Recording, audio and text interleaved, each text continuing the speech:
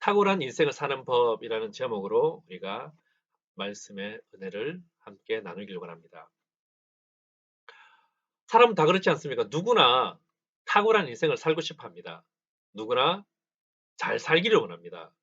그런데 어떻게 해야 탁월한 인생을 살 수 있고 어떻게 해야 잘 사는 인생을 살아가냐 하는 질문이 생깁니다. 모든 사람이 이렇게 죽음을 두려워할 때 죽음이 기대되는 인생, 이런 인생이 탁월한 인생이 아닐까 생각해 봅니다. 죽음을 앞두고 후회하는 인생, 다시 말해서 죽음을 앞두고 자기 인생을 되돌아보았을 때 후회가 된다면 어쩌면 그것은 탁월한 인생을 살지 못했다라는 뜻일 수도 있습니다. 우리 예배자들은 죽음 앞에서 흥분할 수 있습니까? 죽음 앞에서 죽음이 기대가 되십니까? 그렇다면 여러분은 현재 탁월한 인생 잘 사시고 계신다는 것입니다. 우리가 하나님 앞에 서는 것을 기대할 수 있는 인생, 하나님 앞에 서는 것을 기뻐하는 인생, 이런 인생이 잘 사는 인생, 탁월한 인생입니다. 그런데 사람은요, 누구나 탁월한 인생을 살도록 설계되어져 있습니다. 계획되어져 있습니다. 시편 139편 1절과 139편 14절을 보도록 하겠습니다. 시편 139편 14절 말씀입니다. 내가 주께 감사하옴은 나를 지으심이 심히 기묘하심이라 주께서 하시는 일이 기이함을 내 영혼이 잘 아니이다. 하나님께서 나를 지으셨는데 그것이 심히 기묘하다라고 합니다. 이 심히 기묘하다라는 말을 다른 말로 바꾸면요. 신기하다, 참 기이하다, 소름 돋듯이 탁월하다, 이런 뜻을 가지고 있습니다. 이 시대를 살아가는 많은 사람들, 물론 크리스찬들도 포함입니다.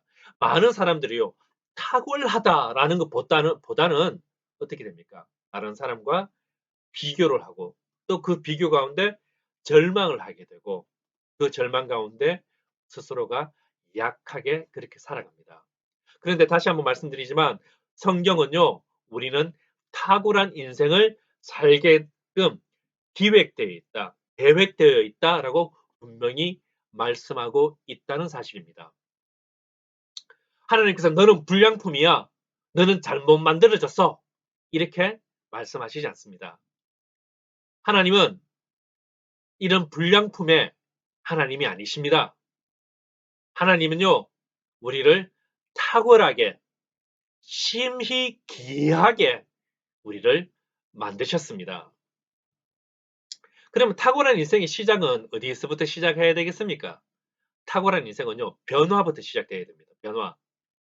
일상에서 벗어나 탁월한 인생을 사는 삶, 변화를 이루어 나가는 것입니다. 그 시대의 유행에 따라 사는 것이 아니라 그 시대의 유행을 변화시킬 수 있는 사람, 그런 사람입니다. 변화 없는 인생은요, 망하는 것입니다. 변화하지 않는 기업이 망하듯이 변화 없는 인생은 망하는 것이고 도태되는 것입니다. 신앙도 마찬가지입니다. 변화 없는 신앙, 망하는 것입니다. 우리 예배 가운데에 언제 감격이 있었습니까? 여러분은 예배 가운데 언제 기쁨의 눈물을 흘려본 적이 있습니까? 언제 나의 죄로 인하여서 눈물을 흘렸습니까?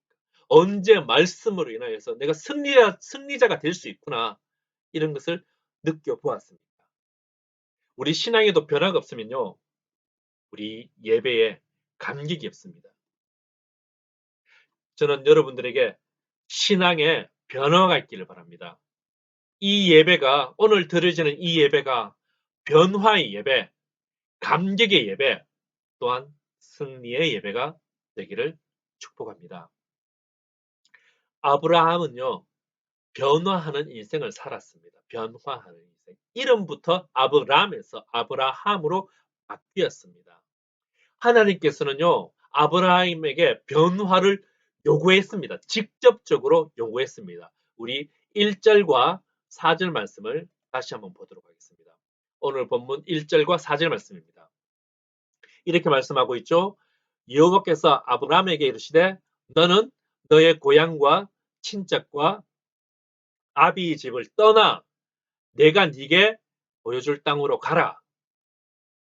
4절 이에 아브라함이 여호와의 말씀을 따라갔고 롯도 그와 함께 갔으며 아브라함이 하란을 떠날 때에 75세였더라.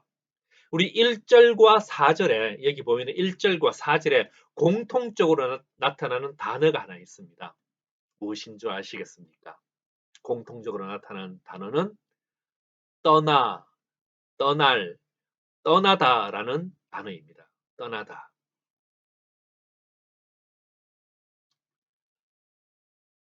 하나님께서는요, 아브라함에게 두 번에 걸쳐서 떠나라, 떠나라 요구하고 있습니다.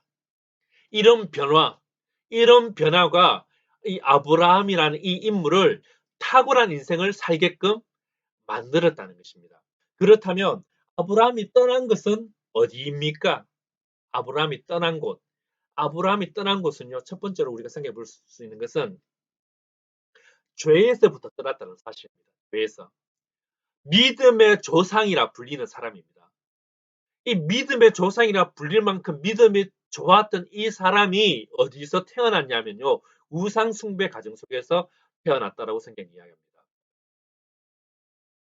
아브라함을 변화시키기 위해서 하나님께서는 첫 번째, 너는 죄된 환경에서 떠나라라고 말씀하셨다는 것입니다.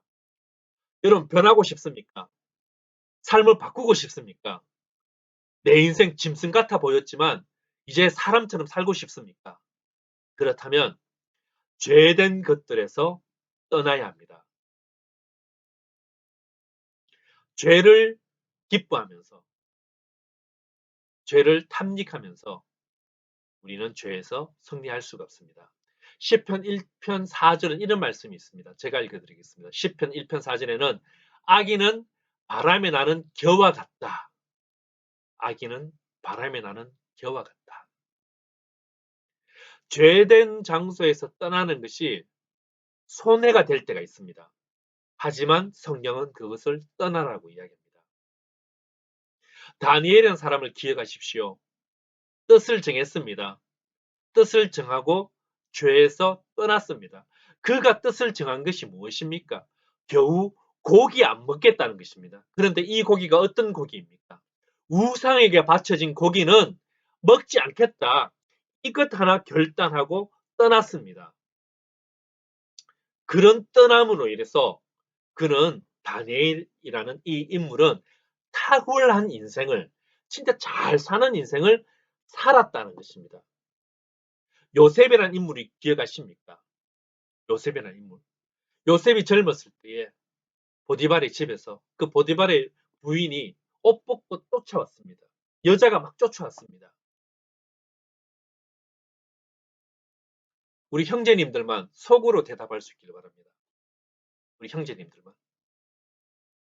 여자가 옷 벗고 쫓아오면 도망갈 자신이 있습니까? 모르죠. 요셉이라는 인물이 여자가 옷 벗고 쫓아와도 도망가 버렸습니다. 그 자리를 벗어나 떠나버렸습니다.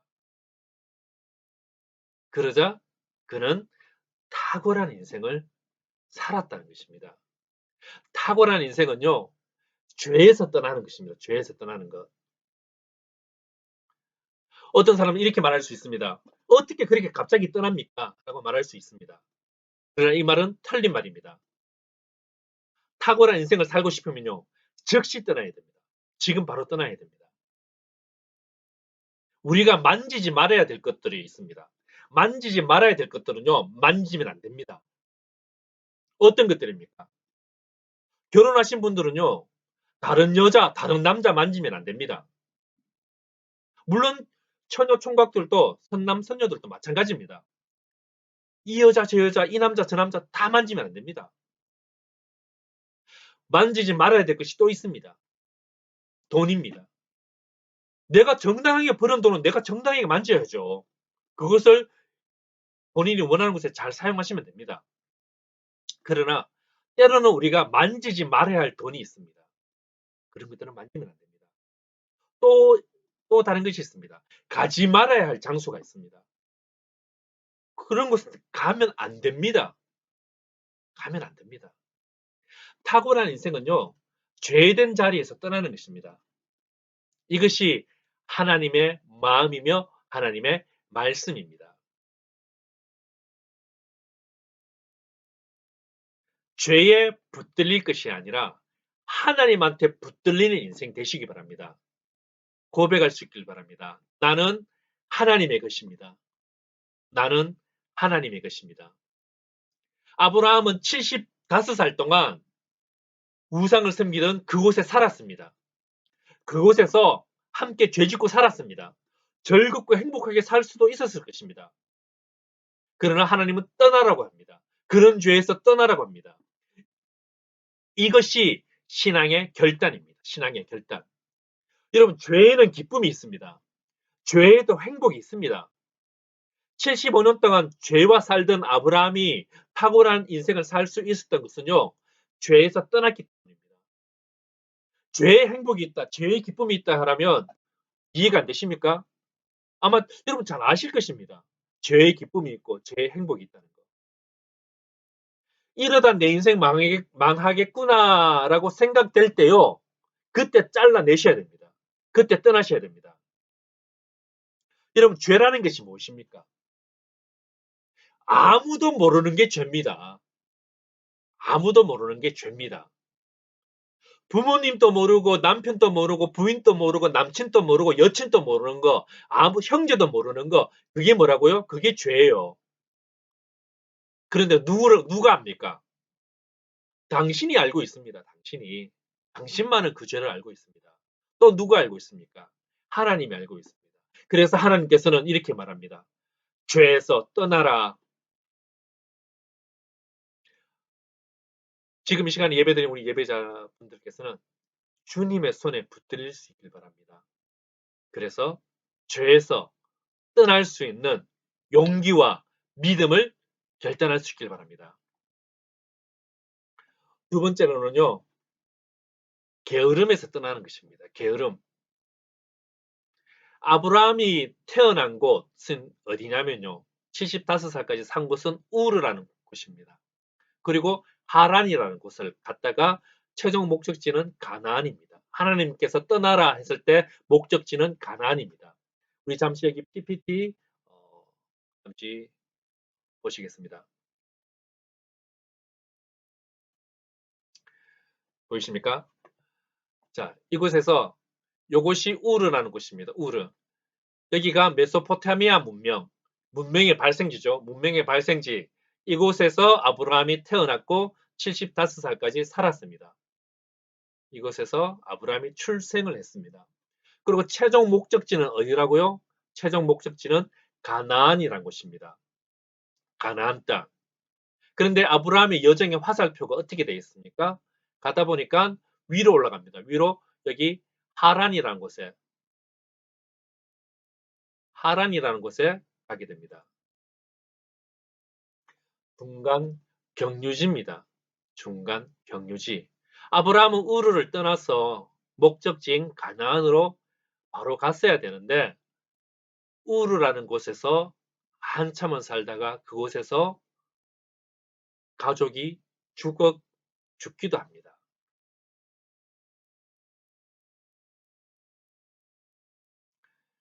잠시 거쳐야 할 중간 거점에서 중간 경유지에서 그는 정착해 버립니다. 여러분, 고속도로를 타고 가다가 자기 집에서 고속도로를 타고 어떤 목적지를 가야 되는데 고속도로 중간에 있는 휴게소에서 멈추어서 거기에서 살림집 차리고 산다면 어떤 일이 발생하겠습니까? 살 수 있습니다. 왜 못 삽니까? 사람이 어디든지 못 살겠습니까? 그러나 그것은 우리의 목적지가 아닙니다. 아브라함은요, 우르에서도 열심히 살았습니다. 하란에서도 열심히 살았어요. 열심히 살았기 때문에 자기 가정을 이끌고 살아갈 수 있었던 것입니다. 그러나 하나님 보시기에는요, 그것이 게을렀다는 것입니다. 우리의 삶이 남들과 똑같은 삶을 살고 있습니까? 우리가 어쩌면 열심히 살고 있습니다. 그죠? 새벽부터 일어나서 일할 수도, 물론 지금은 락다운이 돼서 일을 할 수 없는 상황에 처하신 분들이 더 많지만, 대부분 어떻겠습니까? 우리 인생 대부분은요, 새벽같이 일어나서 일 나가고 밤에 늦게도 일해야 됐습니다. 그죠? 그런데 이것이 어쩌면요, 하나님 보시기에 게으름, 하나님 보시기에 시간 낭비일 수 있는 모습이 있다는 것입니다. 하나님이 머물지 말아야 할 곳에 머물러 버리는 인생을 뭐라 그러냐 하면요, 게으른 인생이라고 이야기합니다. 머물지 말아야 할 곳에 머무는 인생. 그것이 게으른 인생입니다. 24시간이 모자라게 살 만큼 열심히 살아가지만 뭡니까? 게으른 인생이 될 수 있다라고 성경은 말하고 있습니다. 누가 게으른 인생입니까? 머물지 말아야 할 곳에 머물고 싶습니까? 게으름은요, 매일매일 점검하셔야 됩니다. 하나님 말씀 앞에서 나 자신을 자꾸 비추어 봐야 됩니다. 성경 말씀의 거울을 가지고 나를 비추어 봐야 합니다. 내 삶이 게으름을 떠나 하나님이 원하시는 삶을 살고 있는가 점검하셔야 됩니다. 우리는 기묘하게 태어났습니다. 출생되었습니다. 만들어졌습니다. 그리고 우리가 이 땅 가운데 살아가는 50년, 60년, 70년, 80년 우리 인생은요, 중간 경유지입니다. 우리의 목적지는 어디입니까? 저 천국, 하나님 나라, 그것이 우리의 최종 목적지입니다. 이 중간 경유지에 살면서 나를 위하여서만 산다면요, 게으른 인생이다 성경은 이야기합니다. 여러분 삶의 게으름을 용납하지 마십시오. 인생이 머물지 말아야 할 곳에 머물게 됩니다. 이 땅이 자꾸 머물려고 합니다. 게으름이 무엇입니까? 게으름은 두 가지로 이렇게 생각해 볼 수가 있습니다. 첫 번째는 뭐냐면 삶의 주변 영역, 내 삶 주변에서 일어나는 일인데 내가 그 내 삶 주변에서 일어나는 일 때문에 내 에너지가 소비되는 것, 내 에너지가 저하되는 것. 다른 말로 하면 무엇입니까? 시간 낭비하는 것들. 이런 것들이 게으름입니다. 그런데 이런 것들은 실질적으로 중요한 것이 아닙니다. 실질적으로 중요한 게으름이 아닙니다. 진짜 중요한 게으름은 뭐냐면요. 내 삶의 중심 영역에서 내 에너지가 소비되는 것, 내 에너지가 저하되는 것입니다. 어떤 것들입니까? 이유 없이 사는 겁니다. 이유 없이 사는 것. 목표도 없고 목적도 없고 그냥 사는 것입니다. 내가 왜 회사 가는지 몰라요. 내가 왜 돈을 벌어야 되는지 모릅니다. 내가 왜 이 직장을 대한해야 되는지 모르는 거예요. 내가 왜 공부해야 되는지 모르는 겁니다. 그런데 항상 바쁩니다. 너무 계속 바빠요. 늘 시간에 쫓겨 살아갑니다. 시간 없다, 시간 없다, 바쁘다 말해도요, 목적 없이 사는 삶이 게으른 삶입니다. 학생들 같은 경우는 공부해야 된다, 에세이 써야 된다, 뭐 활동해야 된다, 시간이 없다라고 이야기합니다. 직장인들은 돈 벌어야 된대요. 사업하는 사람도 돈 벌어야 된대요. 시간이 없다라고 이야기합니다. 근데 그건 묻습니다. 꿈은 어디에 있습니까? 당신의 비전은 어디에 있습니까? 이걸 모르고 살아가는 것이요. 성경에서는 게으른 인생이다라고 말합니다. 여러분 비전 이런 이야기 많이 하고 많이 듣습니다. 비전이라는 것이 무엇입니까? 나는 앞으로 이것이 되겠어. 나는 앞으로 대통령이 되겠다. 나는 앞으로 뭐 사업가가 되겠다. 이건 비전이 아닙니다. 그냥 희망사항이에요. 자기 하고 싶은 것. 그냥 자기가 되고 싶은 것 이야기한 것입니다. 비전이란 무엇입니까? 그러면 마가복음 1장 38절은 이렇게 이야기합니다. 마가복음 1장 38절. 이르시되 우리가 다른 가까운 마을들로 가자. 거기서도 전도하리니 내가 이를 위하여 왔노라 하시고 예수님께서 병자를 고치시고요. 예수님께서 뭐 오병이어 많은 기적들을 행했습니다. 또 사람들이 따라 다녔습니다. 근데 그게 중요하지 않다. 먹는 게 중요하지 않고요. 병 고치는 게 중요하지 않다라고 성경이 이야기합니다. 예수님께서 뭐라 그러고 있습니까? 나는 전도하기 위해서 왔다. 나는 영혼을 살리기 위해서 왔다. 나는 이를 위하여서 왔노라. 라고 성경이 분명하게 이야기하고 있습니다. 이게 비전입니다. 여러분, 왜 왔습니까? 부모님이 낳았으니까 왔는데요? 이러고 있겠습니까? 여러분, 왜 숨 쉽니까? 내가 쓰고 싶어 쉬는 게 아니라 내 몸이 알아서 쉬네요? 이렇게 대답하실래요? 여러분, 왜 밥 먹습니까? 배고프니까 먹죠. 뭐, 이러고 있을 겁니까? 이러고 있을 겁니까? 아닙니다. 내가 왜 왔고, 내가 이 땅에 왜 왔고, 내가 왜 숨을 쉬고, 내가 왜 밥을 먹냐? 이것을 알아야 됩니다. 왜요?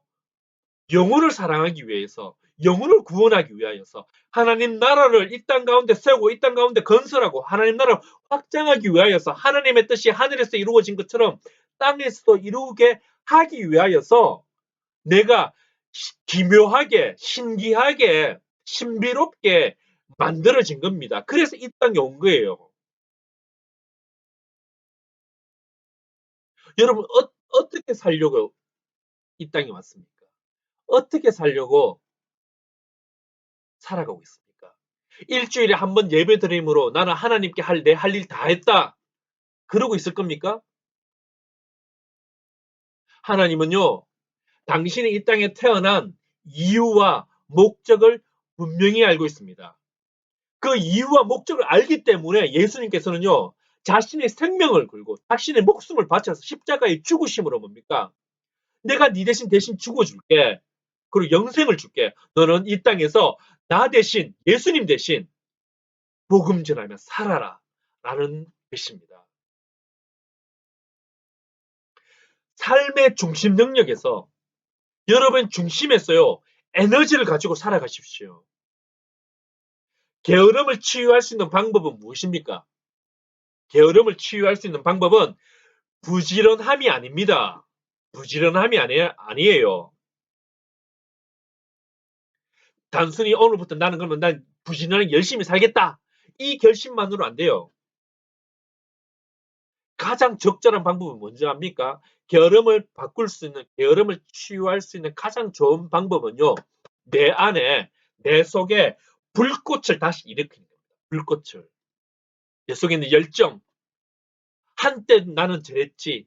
나도 옛날에는 저래서 그런 거 필요 없습니다. 다시 한번 내 속의 열정, 내 속의 비전, 내 속의 이유, 이것을 발견하는 것입니다. 우리는 게으름하면 보통 어떤 것을 떠오르게 됩니까? 집에 소파에 누워서 빈둥빈둥 놀고 있는 것입니다. 아니면 해야 할 것이 있지만 하지 않을 때 우리는 야, 이 게으름뱅이야 라고 이야기합니다. 그래서 우리는 보통 어떻게 생각합니까? 우리 주변에서 열심히 움직이는 사람, 5m, 10m를 걸어가도 걸어가지 못하고 뛰어가는 사람, 이런 사람들 참 부지런하다, 참 성실하다 이렇게 이야기합니다. 그러나 성경은요, 조금 다르게 이야기하고 있다는 사실입니다. 성경은요. 제가 예를 하나 드려보겠습니다. 하루 종일 TV만 보고 있어요, 이 사람은. 하루 종일 TV만 보고 있습니다. 왜 이 사람 TV만 보고 있을까요? TV가 고장이 났으니까 그걸 고치기 위해서, 그것을 수리하기 위해서 TV만 보고 있는 겁니다. 자, 이 사람은 게으른 겁니까? 부지런한 겁니까?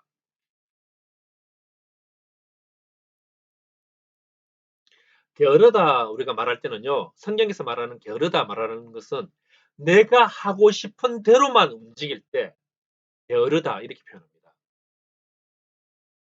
내가 하고 싶은 것만 하고 있을 때. 여러분, 노는 것도 부지런해야 놉니다. 게으른 사람은요, 놀지도 못합니다. 부지런한 사람이 여행 갈 때 여행 계획도 잡고요. 어느 식당에서 먹을 것인지, 어디에 갈 것인지, 어떤 교통편으로 갈 것인지 계획하고 준비하는 것입니다. 놀러 가는데 부지런해요. 그럼 이 사람은 게으른 겁니까? 부지런한 겁니까? 게으르다는 것은요, 음악으로 표현하면 이렇게 표현할 수 있습니다. 게으르다는 것을 음악으로 표현하면 이 사람의 악보에는요, 쉼표만 계속 있어요. 한 박자 박자 하나 딱 치고는 뭡니까? 쉼표, 쉼표, 쉼표. 또 한 두 마디 쉼표, 쉼표 가다가 또 띵 하고 하나 칩니다. 그러나 올바르게 살아가는 사람 어떤 사람들입니까? 음표가 높낮이가 있게 가득한 사람입니다. 그래서 게으른 인생들은요, 한가하게 있어도 아름다운 인생의 멜로디가 나올 수가 없습니다. 그러나 주 안에서 성실한 사람들은요, 힘들어도 하나님 앞에서 아름다운 멜로디가 연주되는 것입니다. 매일 바쁘게 살아가지만 게으른 사람들이 있습니다. 어떤 사람들이겠습니까? 매일 바쁘게 살아요. 그런데 게으른 사람이 있습니다. 예를 들어 보겠습니다. 여러분 집에 다 문이 있을 것입니다. 이 문에는 손잡이가 있고 또 하나 문과 문지방 사이에 무엇이 있습니까? 힌지라는 것이 있습니다. 이렇게 접었다 폈다 하면서 문이 달려 있는 겁니다. 이 힌지는요, 여러분이 방문을 하루에 몇 번을 열든지 계속 뭡니까? 계속 움직입니다. 계속 움직여요. 그죠? 잠시를 쉬지 않고 계속 이렇게 움직이는 게 바로 문에 붙어 있는 힌지입니다. 저렇게 반복적으로 움직이는데 우리는 저 문을 보면서 참 부지런하다 이렇게 이야기합니까? 아니요. 그저 반복적인 움직임만 있을 뿐입니다. 우리가 바쁘게 산다 했어요. 하나님 앞에 부지런한 것이 아니라는 거예요.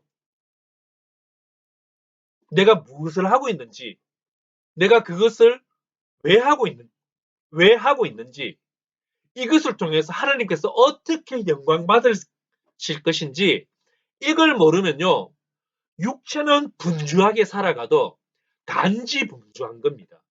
그냥 바쁜 인생일 뿐입니다.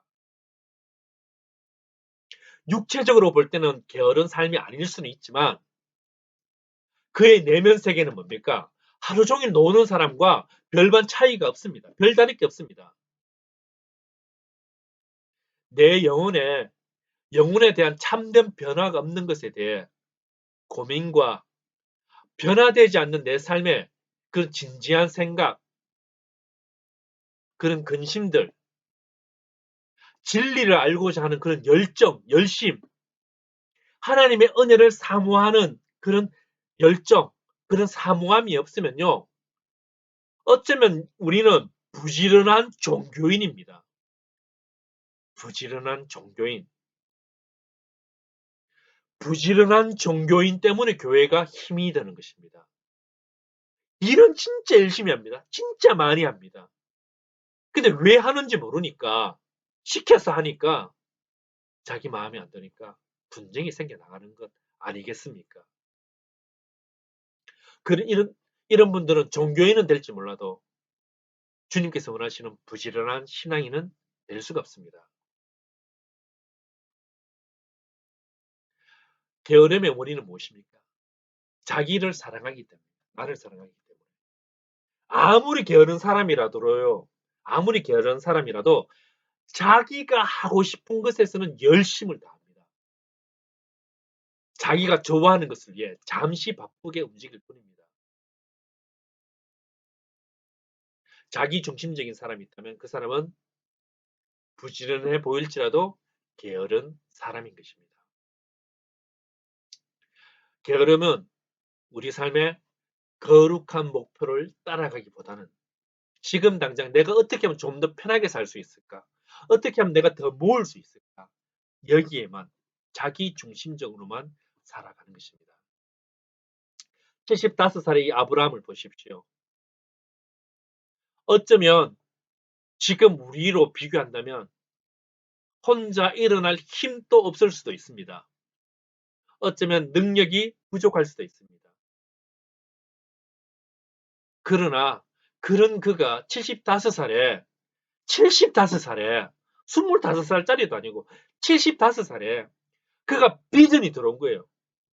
비전이 눈에 보인 것입니다. 무의미한 삶의 자리에서 나도 떠날 수 있구나라는 것을 75살에 알게 된 거예요. 그런 우리 삶의 무의미한 자리에서 벗어날 수 있길 바랍니다. 75살도 일어나는데 저도 일어날 수 있습니다. 탁월한 인생, 잘 사는 인생은요, 아브라함처럼 떠나야 할 때는요, 과감하게 떠나셔야 됩니다. 50을 바라보는데, 60을 바라보는데, 뭐 어쩌라는 겁니까? 75살도 비전이 생기니까 떠나지 않습니까? 떠날 수 있는 예배자들이 될 수 있길 바랍니다. 그리고 탁월한 인생은요, 예배자로 살아가는 사람들입니다. 우리 본문 6절에서 8절 말씀을 다시 한번 보도록 하겠습니다. 본문 6절에서 8절 말씀입니다. 아브라함이 그 땅을 지나 세겜 땅 모래 상수리 나무에 이르니 그때 가나안 사람이 그 땅에 거주하였더라. 여호와께서 아브라함에게 나타나 이르시되 내가 이 땅을 내 자손에게 주리라 하신지라. 자기에게 나타나신 여호와께 그가 그곳에서 제단을 쌓고 거기서 베델 동산 동쪽 산으로 옮겨 장막을 치니 서쪽은 베델이요 동쪽은 아이라. 그가 그곳에서 여호와께 제단을 쌓고 여호와의 이름을 부르더니.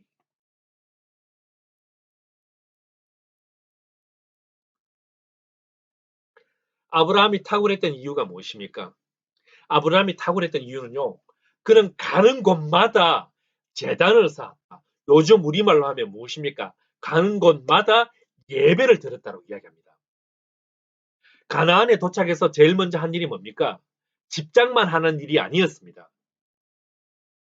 돈 벌기 위해서, 땅 일구기 위해서가 아니라 상수리 나무 아래에서 예배 드렸습니다.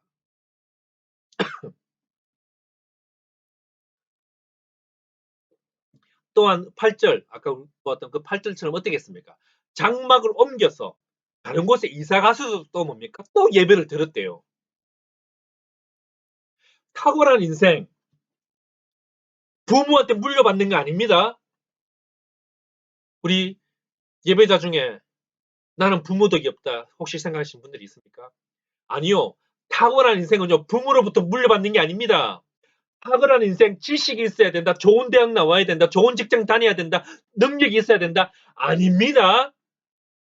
탁월한 인생은요, 성경이 분명히 뭐라 그러고 있습니까?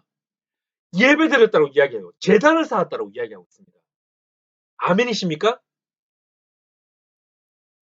하나님이 어떤 사람을 사용하실 것 같습니까?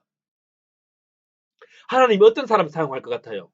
실력 있는 사람, 능력 있는 사람, 집안 좋은 사람, 이런 사람들을 하나님께서 사용하실 것 같습니까? 아닙니다. 100% 틀린 겁니다. 하나님께서 사용하시는 사람은요, 예배하는 사람을 사용하십니다. 예배하는 사람. 이게 굉장히 중요합니다. 세상은 어떤 사람을 원하고 있습니까? 세상은 건강한 사람을 원합니다. 세상은 똑똑한 사람을 원합니다. 세상은 지혜로운 사람을 원합니다. 세상은 좋은 대학 나온 사람을 원하고요. 세상은 좋은 부모 가진 사람을 원하고 있습니다. 세상은 은수저, 금수저, 다이아몬드 수저를 원하고 있습니다. 하지만 하나님께서 사용하시는 사람은 누굽니까? 하나님은 그렇지 않습니다.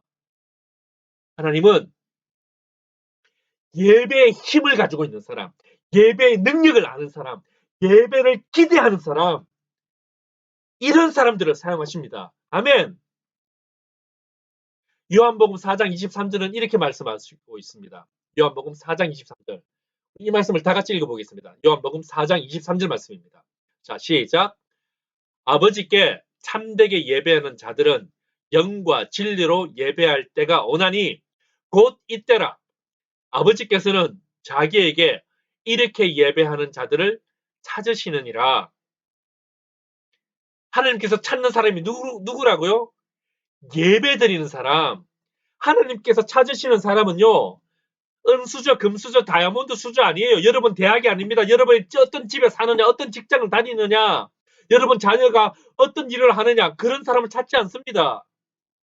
하나님께서 찾으시는 사람은요, 예배자입니다. 예배자.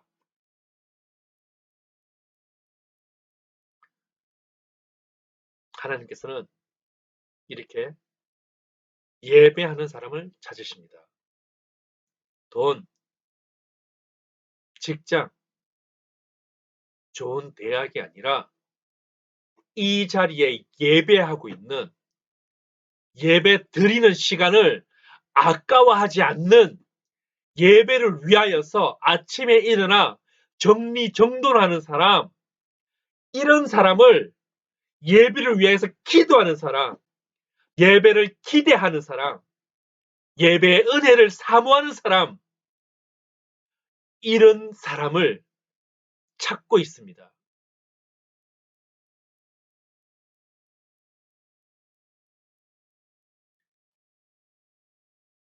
우리가, 내가 아무리 연약하고 볼 것 없고 가진 것 없고 뭐 이루어 놓은 것 이 나이 먹도록 없다 할지라도요, 하나님께서는요, 하나님의 때에 하나님의 방법으로 예배자인 당신을 사용하실 것입니다. 이 나이 먹도록 아무것도 이루지 못했다고 여러분 속상해하지 마십시오. 75살 노인에게 찾아가시는 하나님이십니다.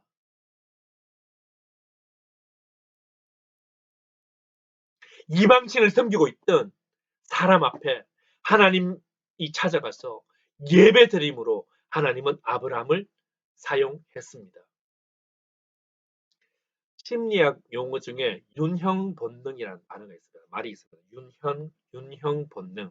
무슨 말이냐면요, 이 바퀴윤, 그리고 모양형, 바퀴처럼 돈다라고 해서 윤형 본능이라는 것입니다. 어떠한 사람이 산에서 길을 잃었습니다.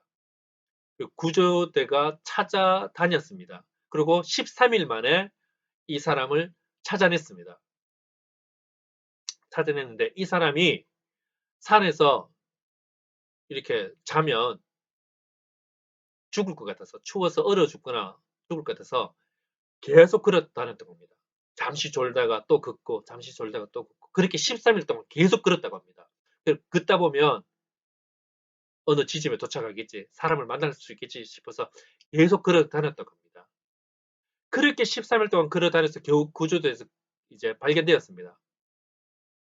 그리고 그 사람이 어디를 어떻게 걸었는지 나중에 구조대가 다시 조사해 보니까 그 사람이 제일 초치에 이제 떨어진 장소에서 반경 6km, 반경 6km 안에서 계속 뱅글뱅글 돌았다고 합니다. 그 원을 계속 그리면서 뱅글뱅글 돌았다고 합니다. 자기는 직진으로 계속 가는 줄 알았대요. 그러나 계속 돌았다고 이야기합니다. 여러분, 눈 감고 운동장에서 한번 걸어 보십시오. 똑바로 걸어 보십시오. 직선으로만 나는 간다 생각하고 걸어 보십시오. 대부분은 왼쪽으로 굽든지 오른쪽으로 굽어갑니다. 그래서 언젠가는 다시 제자리로 돌아옵니다.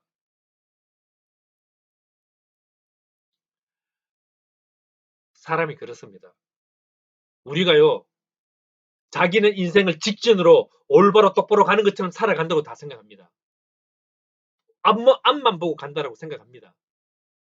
그러나 우리는요, 방향을 모르기 때문에 같은 자리를 다람쥐 쳇바퀴 돌듯이 계속 돌아가는 것입니다. 이게 균형 본능입니다. 정신의학 박사인 해리스라는 박사님이 계십니다. 사람이 세 가지 경우에 사람의 천성이 바뀐다고 이분은 이야기합니다. 세 가지 경우에. 언제냐면 첫 번째가 현재 상황이 너무 괴로울 때 사람이 변한다고 이야기합니다. 두 번째로는요, 소망이 안 보일 때, 내 인생에 소망이 안 보일 때 사람이 변한다고 이야기합니다. 세 번째는요, 유레카 스테이지라고 해서 이렇게 뭔가 새로운 것을 발견했을 때, 유레카, 새로운 것을 발견했을 때 사람이 바뀐다고 합니다. 어느 날 나도 모르는 것을, 자신도 모르는 것을 큰 깨달음을 알았을 때 바뀐다고 합니다. 저는 조금 다르게 생각합니다. 그래도 사람은 안 바뀝니다. 그래도 사람이 안 바뀝니다. 우리 삶에 기적이 없어서 안 바뀌었습니까? 내 삶에 유력화되는 이런 상황이 없어서 안 바뀌었습니까? 내 삶에 소망이 없어서 내가 안 바뀐 겁니까? 사람은 바뀌지 않습니다. 사람은 안 바뀌어요. 하지만 우리는 바뀔 수가 있습니다. 언제 바뀝니까? 하나님의 말씀이 내 속에 들어올 때, 하나님의 말씀이 내 속에 들어올 때예요. 사람은 완전히 바뀝니다. 100% 바뀌게 되는 것입니다. 하나님 앞에 예배하는 인생이 직진하는 인생입니다. 이게 성공하는 인생입니다. 여러분, 예배의 능력을 놓치면 안 됩니다. 예배를 놓치면요, 다 놓치는 겁니다. 탁월한 예배자가 탁월한 인생을 만들어가는 것입니다. 여러분, 하나님 앞에 쓰임받고 싶습니까? 여러분 인생이 탁월해지고 싶습니까? 예배 드릴 수 있길 바랍니다. 아브라함은요, 자기가 약하다는 것을 알고 있었습니다. 자기가 붙들 수 있는 것이 지식이 아니라는 것을 알았어요. 자기가 붙들 수 있는 게 다른 게 아니라는 것을 알았습니다. 자기가 붙들 수 있는 것은 예배밖에 없다는 것을 아브라함이 안 거예요. 그래서 그는 가는 곳마다 뭘 드렸다고요? 제단을 만든 겁니다. 가는 곳마다 무엇을 했다고요? 아브라함은 하나님 앞에 예배를 드렸다는 것입니다. 이런 것이 아브라함을 탁월하게 만들었다는 거예요. 말씀을 맺겠습니다. 본토 친척 아버지 집을 떠날 때 아브라함이 뭐 그리 많이 가져갔겠습니까? 그 시대에 아브라함 시대에 본토 친척 아버지 집을 떠나는데 뭐 살림살이 다 실어 가겠습니까? 가다가 원래는 잠시 쉬었다 가야 되는 곳에 하란이라는 곳에서 누가 죽습니까? 데라, 자기 아버지가 죽어버립니다. 하란이라는 곳에서 자기 형제가 죽어요. 하란이라는 것이 사람 이름도 되고 지역 이름도 됩니다. 성경에서는. 그곳에서 자기 형제도 죽어버립니다. 그런 그가 예배에 목숨 걸었을 때에 예배 드리는 인생이 되었을 때 팔레스타인 최고의 부자가 되었다라고 성경은 이야기하고 있습니다. 여러분, 예배 잘 드리시기 바랍니다. 예배에 목숨 거십시오. 지금 우리가 함께 모여서 예배 못 드린다 할지라도 예배를 하나님이 지금 지켜보시고 계신다는 사실입니다. 하나님께서 찾으시는 사람은요, 한 사람을 찾으십니다. 그 한 사람이 누구냐? 예배드리는 그 한 사람을 찾고 있습니다. 그 한 사람이 저는 제가 되었으면 좋겠습니다. 그 한 사람이 당신이 되십시오. 하나님께서 어떻게 역사하는지, 어떻게 일하시고 계시는지 여러분 보십시오. 10년 뒤를 우리 생각해 봅시다. 지금 2020년 5월, 2030년 5월에 여러분 인생을 다시 한번 기억하십시오. 내 예배드린 나의 인생 10년이 어떻게 바뀌었는지 꼭 비교해 보십시오. 예배 잘 드리기 위해서 여러분 예배 잘 드리기 위해서 예배를 기대하십시오. 다음 주일 드려지는 이 예배를 기대하십시오. 그리고 예배를 위해서 기도하십시오. 인터넷으로 예배 드리기 때문에 예배 전에 제가 찬양을 틀어드립니다. 그거 듣고 딴짓하지 마시고 기도하십시오. 앉아서 기도하세요. 말씀을 전하는 저를 위해서 기도해 주시고 하나님 예배에 내가 집중할 수 있게 해달라고 다른 상황 생기지 않게 해달라고 기도하시고요. 그 시간에 정결한 옷을 입고 깨끗한 옷을 입고 마음을 중심을 잡아 이 예배의 자리 앞에 핸드폰을 켜시고 컴퓨터를 켜셔서 예배를 준비하십시오. 그래야 성령의 역사가 일어납니다. 예배를 준비하십시오. 예배라는 것이 무엇입니까? 좋은 언양과 좋은 목소리와 뭐 성가대의 모습으로 예배의 웅장함으로 나의 감정을 터치하는 게 예배가 아닙니다. 예배는 나의 감정을 터치하는 게 아닙니다. 예배는요, 우리의 이성을 터치하는 것입니다. 내 생각을 터치하는 거고, 내 가치관을 터치하는 것입니다. 문제의 해결자이신, 문제의 해답자이신 하나님이 나를 만나 주시는 것, 이것이 예배입니다. 아무리 우리가 지금 인터넷으로 예배드리고 각자의 처소에서 예배드린다 할지라도 예배를 포기하지 마십시오. 예배를 미루지 마십시오. 예배에 최선을 두시는 우리 예배자들 되시기 바랍니다.